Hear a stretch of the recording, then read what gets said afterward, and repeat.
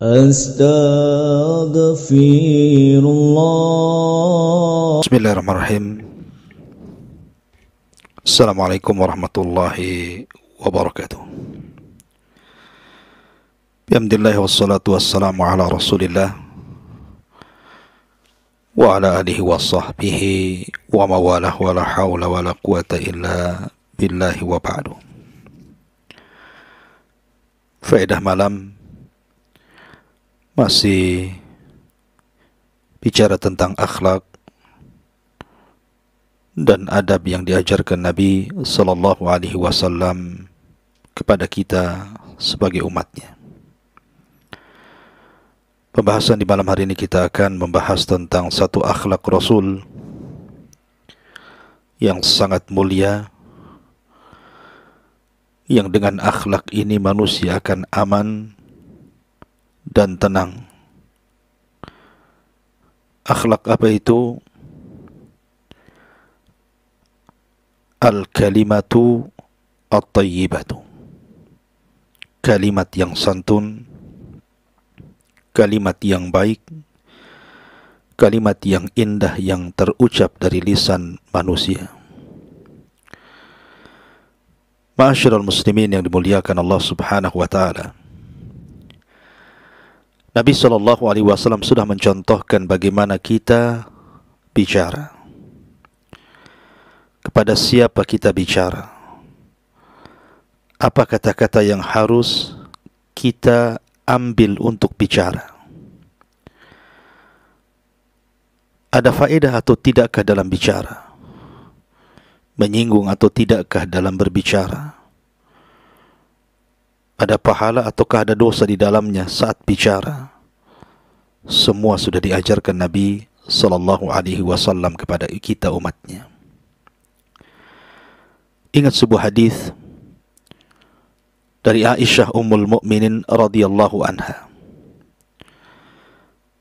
Ketika ada seseorang yang hendak bertamu kepada Nabi Sallallahu Alaihi Wasallam dan orang tersebut tahu bahwa itu bukan orang baik, makanya Nabi Shallallahu Alaihi Wasallam mengatakan, bi'sa akhul ashira, seburuk-buruk orang adalah dia. Tetapi ketika kemudian orang ini masuk dan berjumpa dengan Nabi Shallallahu Alaihi Wasallam, tiba-tiba Rasul melembutkan bicaranya dan wajahnya tidak menampakkan ketidaksukaan kepada dia. Setelah kemudian berbincang dengan Rasul, dan Nabi Shallallahu Alaihi Wasallam mengambil kata-kata yang santun kepada orang ini, kemudian orang ini pergi. Perbuatan Nabi Shallallahu Alaihi Wasallam membuat heran Ummul Mukminin Aisyah radhiyallahu anha. Sampai-sampai Aisyah radhiyallahu anha mengatakan, ya Rasulullah, tadi engkau bicara bahwa orang ini seburuk-buruk orang, tetapi setelah engkau berjumpa, engkau lembutkan kata-katanya kepada dia. Maka Nabi SAW mengatakan, ya Aisyah, mata ahidtini fahashan. Aisyah, kapan kau lihat aku bicara kasar?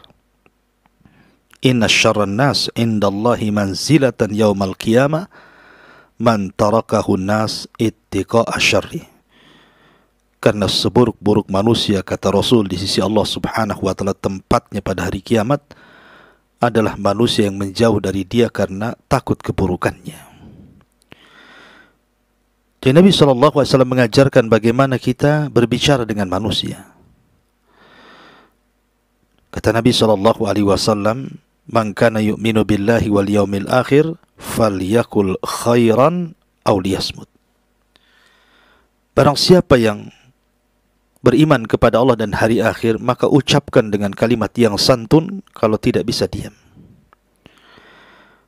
Ma'asyiral muslimin yang dimuliakan Allah Subhanahu wa taala, ketika Allah Subhanahu wa taala bicara tentang keindahan surga, kenikmatan yang tiada terkira, kenikmatan yang tidak pernah dilihat mata, didengar telinga, bahkan terlintas dalam pikiran pun tidak bisa. Salah satu nikmat yang Allah anugerahkan bagi penduduk surga adalah di surga itu kita tidak akan mendengar orang-orang yang bicara dengan pembicaraan yang tidak ada faedahnya, ataupun ada unsur dosa di dalamnya. Bahkan tidak ada orang berdusta di sorga. Makanya Allah subhanahu wa ta'ala mengatakan, la yasma'una fiha lagwan wala kidzaba. Mereka tidak akan mendengar di sorga itu ucapan yang sia-sia ataupun ucapan dusta. Dalam ayat yang lain, la yasma'una fiha lagwan wala ta'thima. Mereka tidak pernah mendengar di sorga itu kalimat yang sia-sia ataupun kalimat yang ada unsur dosanya. Namimah, ghibah, mencaci, memaki, menghina, merendahkan, tidak akan Anda dapati di sorga. Dan itu keutamaan besar, nikmat Allah yang besar bagi penduduk sorga. Makanya Allah subhanahu wa ta'ala berfirman, lanjutnya, illa kila salaman salama. Kecuali di sorga itu ucapan yang membawa selamat. Selamat hati kita, selamat hati orang. Tidak menyakiti kita dan kita tidak menyakiti orang. Makanya kenapa di antara penyebab orang mendapatkan tempat yang mulia, kedudukan yang tinggi, salah satunya adalah liman atabal kalam. Orang yang kalau bicaranya itu sangat santun. Kata Nabi SAW, inna fil jannati ghurafan yura zahiruha am batiniha wa batinuha min zahiriha. Di sorga itu ada satu tempat yang sangat tinggi di atas sorga. Rumah kaca. Terlihat dari dalam keluar atau dari luar ke dalam. Ketika para sahabat mengatakan, apakah itu manazilul anbiya, tempatnya para nabi? Maka Rasul tidak. Siapapun bisa masuk ke tempat itu. Kemudian Nabi SAW ditanya, untuk siapa tempat itu? Kata Rasul, liman atabal kalam. Bagi orang-orang yang santun dalam bicaranya. Wa at'amat ta'am, dan orang yang suka memberi makan orang yang kesusahan. Wa adama siyam, bagi orang yang suka berpuasa. Wa shalla bin nasi wan nasu niyam, dan bagi orang yang suka tahajud. Salah satunya Rasul mengatakan liman atabal kalam, bagi orang yang santun dalam bicara. Karena terkadang yang menjadikan nikmat itu hilang adalah ketika seseorang bicara dengan tidak santun kepada orang. Terkadang bisa membakar hati seseorang. Kehidupan yang tadinya tenang, kehidupan yang tadinya indah, kehidupan yang tadinya penuh dengan ketenangan dan keindahan bisa berubah menjadi permusuhan, kedengkian, kebencian, hanya karena pembicaraan manusia. Betapa banyak suami istri yang tadinya tenang, damai, gara-gara satu kata bisa bercerai-berai. Betapa banyak anak-anak yang pahalanya banyak, salatnya rajin, puasanya oke, sedekahnya iya, tapi menjadi penghuni neraka gara-gara ucapannya yang durhaka kepada orang tuanya. Teman yang setia menjadi musuh dan lawan bagi kehidupannya hanya gara-gara ucapan. Maka ucapan itu bisa menimbulkan kegaduhan, bisa menimbulkan perpecahan, bahkan bisa menimbulkan pembunuhan, perceraian, dan banyak lagi. Ma'asyiral muslimin yang dimuliakan Allah subhanahu wa ta'ala. Sehingga Allah subhanahu wa ta'ala memerintahkan kita untuk mengucapkan kalimat santun. Wa qulu linnasi husna. Ucapkan kepada manusia ucapan yang santun. Ma'asyiral muslimin yang dimuliakan Allah azza wa jalla, sampai-sampai Rasul mengatakan, inna min ahabbikum ilayya wa aqrabikum minni majlisan yaumal qiyamah ahasinukum akhlaqa. Kata Nabi SAW, sungguhnya di antara orang yang paling aku cintai dan tempat duduknya lebih dekat kepadaku pada hari kiamat adalah orang yang baik akhlaknya. Kemudian Nabi SAW mengatakan, wa inna abghadakum ilayya wa ab'adakum minni majlisan yaumal qiyamah as-sarsarun al-mutasaddiqun al-mutafayhiqun. Dan orang yang paling aku benci dan yang paling jauh majlisnya dengan diriku pada hari kiamat adalah orang yang banyak bicara. Orang yang bicaranya kasar dan orang yang bicaranya terlontar kesombongan. Ma'asyiral muslimin yang dimuliakan Allah Subhanahu wa taala. Dari sini Nabi sallallahu alaihi wasallam mengatakan la tukthirul kalam bi ghairi dzikrillah fa inna kathratal kalam bi ghairi dzikrillah qaswatan lil qalbi. Jangan kalian banyak bicara kecuali kalau memang banyak faedahnya. Tapi kalau tidak ada faedahnya, kemudian dalam pembicaraannya itu terkandung dosa, memutus silaturahim, membuat orang marah, membuat orang dendam, membuat orang kemudian begaduh, maka sebaiknya ditinggalkan. Tapi kalau di dalamnya ada unsur zikrullah azza wa jalla, silakan. Karena kalau sudah banyak bicara dan tidak ada unsur zikrullah di dalamnya, maka itu sebuah kekerasan dalam hati. Hati kita akan keras, susah menerima hidayah Allah Subhanahu wa taala. Ma'asyiral muslimin yang dimuliakan Allah Subhanahu wa taala. Terkadang satu ucapan tanpa sadar diucapkan manusia tiba-tiba membuat Allah murka, justru menjadi penyebab kita masuk neraka. Kata Nabi sallallahu alaihi wasallam, wa innal 'abda la yatakallamu bil kalimati min sukhtillah la yalqa laha balan yahwi sahibuha fi nari jahannam. Terkadang ada seorang hamba berbicara dengan satu kalimat tanpa sadar. Rupanya kalimat itu membuat Allah murka. Rupanya dengan satu kalimat cukup Allah masukkan dia ke dalam jahannam, na'udzubillah. Atau betapa banyak orang yang salat malamnya tidak pernah tinggal, orang yang sedekahnya tidak pernah lepas, bahkan orang yang puasanya pun senantiasa dilaksanakannya. Tapi amalan-amalan sunnah ini bisa gugur gara-gara tidak bisa menjaga lisan.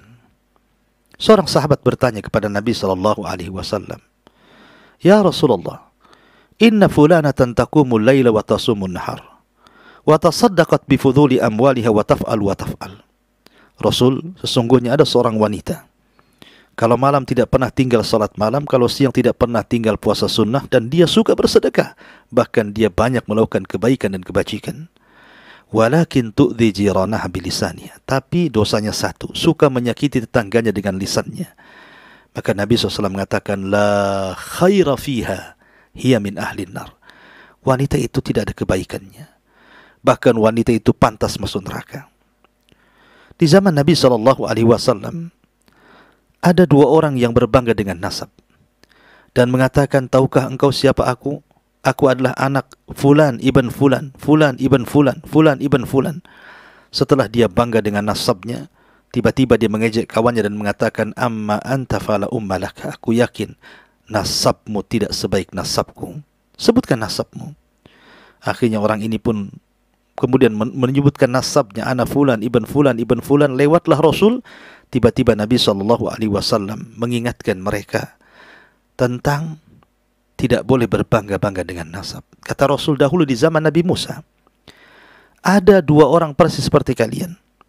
Yang satu mengatakan, tahukah engkau siapa aku? Aku adalah anak Fulan, ibn Fulan, ibn Fulan, ibn Fulan. Sampai ke 9 kakinya disebut. Dan dia bangga apakah dia mukmin atau kafir. Kemudian dia mengejek kawannya dan mengatakan, amma anta fala ummalaka. Aku yakin kau tidak seperti nasabku. Celaka nasabmu. Maka kemudian dengan malunya kawannya mengatakan, adapun saya Fulan, ibn Fulan, ibn Fulan. Ketika kaki yang keempatnya dia tidak mau menyebutkan. Kenapa? Karena kafir, tidak mukmin. Sehingga dia kemudian menasabkan nasabnya ke dalam Islam dan mengulang dan mengatakan, saya anak Fulan, ibn Fulan, ibn Fulan, ibnul Islam. Maka keduanya wafat. Yang berbangga dengan nasab orang kafir dimasukkan ke neraka, yang berbangga dengan nasab orang Islam dimasukkan ke surga. Lihat, orang ini masuk neraka bukan karena membunuh, bukan karena berzina, bukan karena berjudi, bukan karena zalim, karena dosa lisan, berbangga dengan nasab. Oleh karena itulah ma'asyiral muslimin yang dimuliakan Allah Subhanahu wa taala, lisan ini karunia dari Allah yang luar biasa. Dengan lisan orang bisa berdakwah, dengan lisan orang bisa membaca Quran, dengan lisan orang bisa berzikir, dengan lisan orang bisa menyampaikan hidayah. Tapi dengan lisan juga orang bisa membunuh. Dengan lisan orang bisa bercerai. Dengan lisan orang bisa saling menzalimi. Dengan lisan seseorang bisa hancur, negara bisa hancur, agama bisa hancur. Oleh karena itulah maka lisan ini nikmat Allah. Berikanlah kedudukan lisan ini kepada tempatnya. Maka setiap ucapan yang kita keluarkan akan dicatat oleh raqib dan atid. Ma yalfidu min qaulin illa ladaihi raqibun atid. Tidaklah ucapan yang kita bicarakan kecuali akan dicatat raqib dan atid. Maka Nabi SAW mengatakan kepada Mu'adz bin Jabal tentang bahaya lisan, bahwa lisan inilah yang menjadikan orang akan masuk ke dalam jahanam. Sehingga Mu'adz mengatakan, ya Rasulullah, apakah dengan lisan-lisan kita ini seseorang akan diadab oleh Allah Subhanahu wa taala? Maka Rasul mengatakan, wailaka thaqilatka ummuka ya Mu'adz, wa hal yakubbun nas fi nari jahannam illa hasaidu alsinatihim. Betapa banyak orang-orang yang dimasukkan ke dalam jahanam, wahai Mu'adz, itu akibat lisan-lisan mereka. Maka Nabi SAW mencontohkan bagaimana berbicara. Rasulullah manusia yang paling santun bicaranya. Nabi SAW adalah orang yang paling baik bicaranya. Nabi SAW sudah mencontohkan bagaimana cara berbicara. Karena itulah akhlak Rasul, itulah kemuliaan Rasul, itulah kasih sayang Rasul SAW. Wa ma arsalnaka illa rahmatan lil alamin. Tidaklah kami utus engkau wahai Muhammad kepada manusia kecuali karena rahmat untuk segenap alam semesta. Subhanakallah bihamdika asyhadu an la ilaha illa anta astaghfiruka wa atubu ilaik. Allahu ta'ala. Assalamualaikum warahmatullahi wabarakatuh.